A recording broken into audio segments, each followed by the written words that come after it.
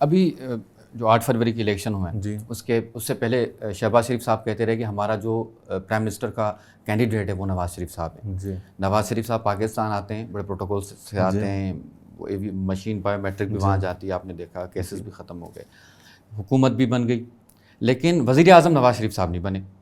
इसके पीछे क्या वजूहत है? लेकिन नवाज शरीफ, पहली बात तो ये नवाज शरीफ को विक्ट्री स्पीच भी की उन्होंने, विक्ट्री स्पीच भी की, वो तो मेरा ख्याल है उनके पूरे पॉलिटिकल कैरियर का सबसे ज़्यादा जुल्म अगर उन पर हुआ है तो इस बार वो केसेस बनना और जेल में जाना नहीं हुआ, वो ये स्पीच जो करवाई थी वो जुल्म है। मतलब उस वक्त स्क्रीन जो चल रही थी, बिल्कुल ऐसा ही है, 6 बजे तकरीबन पूरा दुनिया देख रहा है, इंटरनेशनल मीडिया उसको कवर कर रहा है। जो भी आप जियो उठा लें, एयरवाई उठा लें, जो भी चैनल्स, अपना चैनल उठा लें, तो उसमें 266 सीटों पर डायरेक्ट इलेक्शन था। उस वक्त मुस्लिम लीग की जो मैक्सिमम चैनल रिपोर्ट कर रहा था वो 70 थी, कोई 68 कर रहा था, कोई 67 कर रहा था, 70। अब 70 आउट ऑफ 266 पर आप विक्ट्री स्पीच कैसे कर सकते हैं?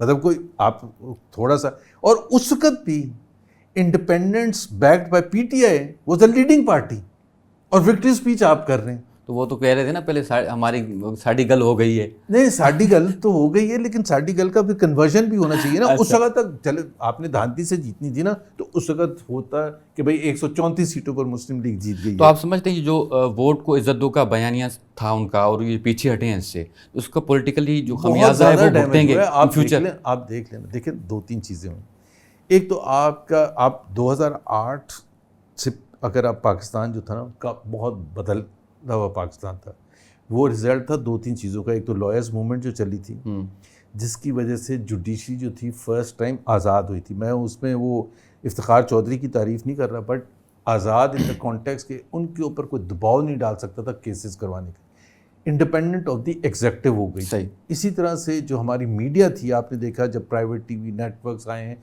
आज़ाद थी। 2008 से लेकर 2013 का आप आसिफ जरदारी साहब सदर थे, पीपल्स पार्टी की हुकूमत थी। There was not a single political prisoner in those 5 years। There is not a single media person जिसको अंदर बंद किया या डराया धमकाया। बड़ी इंडिपेंडेंटली चल रहा। 2013 से लेकर 2018 भी तकरीबन ऐसे ही था। लेकिन उसके बाद आप देखें आज जो PMLN की हुकूमत पिछले 2 साल से 2022 से है, ह्यूमन राइट वायलेशंस के हवाले से देख लें, हद तक इज्जत का बिल आ गया। आप वो देख लें कि मीडिया को कैसे डराया धमकाया जा रहा है।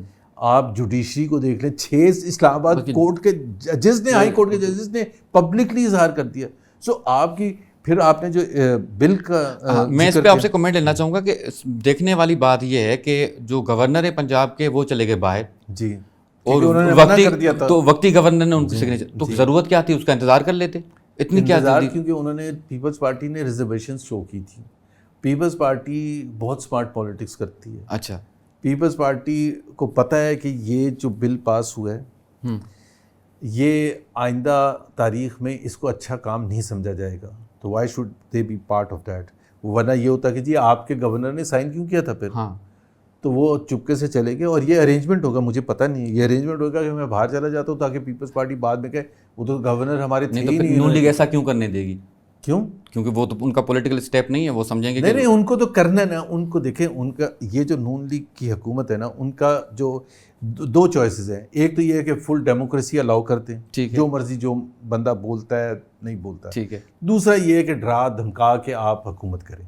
उन्होंने ये चूज़ किया है डरा धमका के। चाहे कोई माल रोड लाहौर में कोई जुलूस निकालता है, एक चॉइस ये है कि उनको एक्सप्रेस करने दें, बिल्कुल जुलूस निकाल दें। दूसरी चॉइस ये डंडे मार मार के और मोबाइलों में, पुलिस मोबाइलों में अंदर डालें ताकि आइंदा कोई ना आए। तो ये चॉइस कर ली है PMLN।